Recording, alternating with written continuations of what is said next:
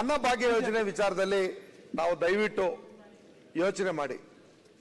ಇದರಲ್ಲಿ ಕ್ಷುಲ್ಲಕವಾದಂತ ವಿಚಾರಗಳು ಬೇಡ, ನಮ್ಮಲ್ಲಿ ತಾರತಮ್ಯ ಬೇಡ. ಬಡವರು ಕೊಡ್ತಾ ಇರ್ತಕ್ಕಂಥ ಯೋಜನೆ ಇದು. ನಿಮ್ಮಲ್ಲಿ ಟೀಕೆ ಟಿಪ್ಪಣಿಗಳಿದ್ರೆ ಬೇರೆ ವಿಚಾರ, ಆದ್ರೆ ಬಡವರ ಕಲ್ಯಾಣ ಕಾರ್ಯಕ್ರಮಗಳಲ್ಲಿ ನಮ್ಮಲ್ಲಿ ಭೇದ ಮರೆತು ನಾವೆಲ್ಲರೂ ಒಂದಾಗಿ ನಾವು ಇದನ್ನ ಜಾರಿ ಕೊಡೋದಕ್ಕೆ ಪ್ರಯತ್ನ ಮಾಡೋಣ.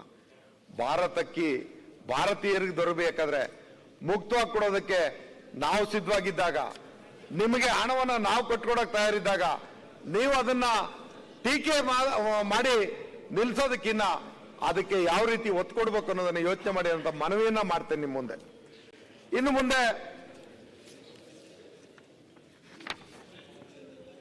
ಗೃಹ ಜ್ಯೋತಿ ಯೋಜನೆ ಬಹಳಷ್ಟು ಜನರಿಗೆ ಈ ವಿಚಾರದಲ್ಲಿ ಗೊಂದಲಗಳನ್ನ ಸೃಷ್ಟಿ ಮಾಡಿಕೊಂಡು ಏನೇನೋ ಮಾತಾಡಿದ್ರು. ಆದ್ರೆ ಇವತ್ತು ಸುಮಾರು 1.6 ಕೋಟಿ ಗ್ರಾಹಕರು ಈ ಯೋಜನೆಯ ಲಾಭ ಪಡಿತಾ ಇದ್ದಾರೆ ಅಂತ ದಾಖಲೆ ಸಮೇತ ಘನವೆತ್ತ ರಾಜ್ಯಪಾಲರು ತಮ್ಮ ಭಾಷಣದಲ್ಲಿ ಹೇಳಿರ್ತಕ್ಕಂಥದ್ದನ್ನ ಯಾವ ಆಧಾರದ ಮೇಲೆ ಸುಳ್ಳು ಅಂತೀರಿ? ದಾಖಲೆಗಳು ಸುಳ್ಳ? ನೀವೇ ದಾಖಲೆಗಳನ್ನ ಪರಿಶೀಲನೆ ಮಾಡಿ. ಈ ವಿಚಾರದಲ್ಲಿ ರಾಜ್ಯಪಾಲರ ಕೈಯಲ್ಲಿ ಸುಳ್ಳು ಹೇಳ್ತಿದ್ದಾರೆ ಅನ್ನೋದಕ್ಕೆ ಈ ಗೃಹ ಜ್ಯೋತಿ ಯೋಜನೆಯಲ್ಲಿ ದಾಖಲೆಗಳು ಸುಳ್ಳು ಹೇಳ್ತಿದ್ದೇವೆ ಅನ್ನೋದಿದ್ರೆ ದಾಖಲೆ ಕೊಡಿ, ನಾವು ತಿದ್ಕೋತೀವಿ. ಇದ್ರ ಜೊತೆಗೆ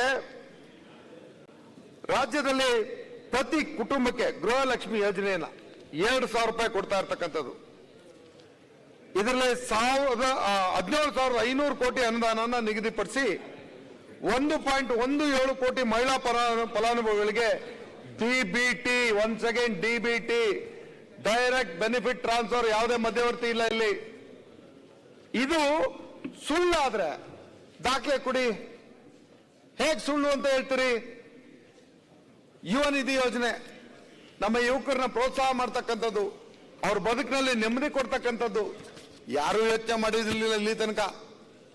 ನಮ್ಮ ಮಕ್ಕಳು ನಿರುದ್ಯೋಗಿಗಳಾಗಿದ್ರೆ ಅವ್ರಿಗೆ ಯಾವ ರೀತಿಯ ಬದುಕನ್ನು ರೂಪಿಸೋದಕ್ಕೆ ಆಸರೆಯಾಗಿ ಒಂದು ಉಲ್ಕಡ್ಡಿ ಸಿಕ್ಕಿದ್ರು ಸಾಕು, ಪ್ರವಾಹದಲ್ಲಿ ಹೋಗ್ತಿರ್ಬೇಕಾದ್ರೆ ಬದುಕ್ತಾರೆ.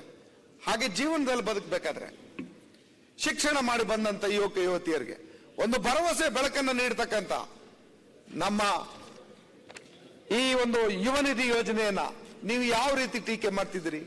ಹಾಗೆ ಯುವಕರ ಬಾಳಿನಲ್ಲಿ ಆಶಾಕಿರಣ ಬೇಡವಾ? ನಿಮ್ಮಲ್ಲಿ ನಾನು ಆ ಯೋಜನೆಯನ್ನ ನೀವೇ ಹೇಳ್ತೀರಿ, ವಿವೇಕಾನಂದರನ್ನ ವಿರೋಚಿತವಾಗಿ ಮಾತಾಡ್ತೀರಿ. ನಾವು ವಿವೇಕಾನಂದರ ಆದೇಶವನ್ನ ಪಾಲನೆ ಮಾಡ್ತಕ್ಕಂಥ ರೀತಿಯಲ್ಲಿ ಅವರ ಜಯಂತಿ ಅಂದೇ ಈ ಯೋಜನೆಯನ್ನು ಜಾರಿ ಕೊಟ್ಟಿರ್ತಕ್ಕಂಥದ್ದು ಅನ್ನೋದನ್ನ ನಿಮಗೆ ಜ್ಞಾಪಿಸ್ಲಿಕ್ಕೆ ಬಯಸ್ತೇನೆ. ಅದನ್ನ ಘನವತ್ತ ರಾಜ್ಯಪಾಲರು ಹೇಳಿದ್ರೆ ಅದನ್ನು ಸುಳ್ಳು ಅಂತಿರಲ್ಲ. ವಿವೇಕಾನಂದರ ಜಯಂತಿ ಅಂತ ದಿನದಂದು ಇದನ್ನು ಜಾರಿ ಕೊಟ್ಟದ್ದು ಸುಳ್ಳ? ಮುಂದಿನ 8 ತಿಂಗಳುಗಳಲ್ಲಿ, ಅಂದ್ರೆ ಇಲ್ಲಿಯವರೆಗೆ 8 ತಿಂಗಳುಗಳಲ್ಲಿ 77,000 ಕೋಟಿಗೂ ಹೆಚ್ಚು ಬಂಡವಾಳವು ರಾಜ್ಯಕ್ಕೆ ಹರಿದು ಬಂದಿವೆ. ಇದು ನಿಮಗೂ ದಾಖಲೆನಲ್ಲಿದೆ. ನಾವೇನು ಮುಚ್ಚಿರ್ತಕ್ಕಂಥ, ನಾವೇ ಬರ್ಕೊಳ್ತಕ್ಕಂಥ ವಿಚಾರ ಅಲ್ಲ. ಇದನ್ನ ಈ ಗ್ಯಾರಂಟಿ ಯೋಜನೆಗಳಲ್ಲಿ ಜನರು ಕೊಳ್ಳುವ ಶಕ್ತಿ ಹೆಚ್ಚಾಗಿ ಆರ್ಥಿಕ ಚಟುವಟಿಕೆಗಳು ವೇಗ ಪಡೆದುಕೊಳ್ಳೋದಕ್ಕೆ ಅವಕಾಶ ಮಾಡಿಕೊಡ್ತದೆ. ಈಗ ನಾವೇ ಯೋಚನೆ ಮಾಡೋಣ. ಒಂದು ತಾಯಿ ಮನೆಯಲ್ಲಿ ಒಂದು ಮಗುಗೆ ಏನಾದ್ರು ಕೊಡಿಸ್ಬೇಕು ಅಂದ್ರೆ ಅವಳು ಕೂಲಿ ಸಿಕ್ಕಿದ್ರೆ ಉಂಟು. ಯಾಕೆಂದ್ರೆ ಇದು BPL ಕುಟುಂಬದ ಬದುಕು. ಒಂದೇನೋ ಸಿಹಿ ಕೊಡಿಸ್ಬೇಕು, ಒಂದು ತಿಂಡಿ ಕೊಡಿಸ್ಬೇಕು ಅಂದ್ರೆ ಅಪ್ಪ ಅಮ್ಮ ತಿಣುಕಾಡ್ತಾ ಇದ್ರು. ಇವತ್ತು ಬಡತನದಿಂದ ಬಂದವ್ರಿಗೆ ಗೊತ್ತು ತಾಯಿ ಸಂಕಷ್ಟ ಏನು ಅನ್ನೋದು. ಆಕೆ ತನ್ನ ಮನೆಯನ್ನ ಪಾಲನೆ ಪೋಷಣೆ ಮಾಡಬೇಕಾದ್ರೆ ಅವಳು ಸದೃಢರಾಗಿದ್ರೆ ಮಾತ್ರ ಆ ಮನೆ ಸಂತೃಪ್ತಿಯಿಂದ ಇರತಕ್ಕಂಥದ್ದು. ಆ ತಾಯಿಗೆ ಇವತ್ತು ಶಕ್ತಿಯನ್ನ ಕೊಡ್ತಕ್ಕಂಥ ಈ ಯೋಜನೆಯನ್ನ ಸುಳ್ಳು ಅಂತ ಹೇಳ್ತಿರಲ್ಲ, ಅಂದ್ರೆ ನೀವು ಅವ್ರನ್ನ, ಆ ತಾಯಂದ್ರನ್ನ ವಿರೋಧ ಮಾಡ್ತಿದ್ದೀರಾ? ನಿಮ್ಮ ಆತ್ಮಾವಲೋಕನ ಮಾಡ್ಕೊಳ್ಳಿ ಈ ವಿಚಾರದಲ್ಲಿ.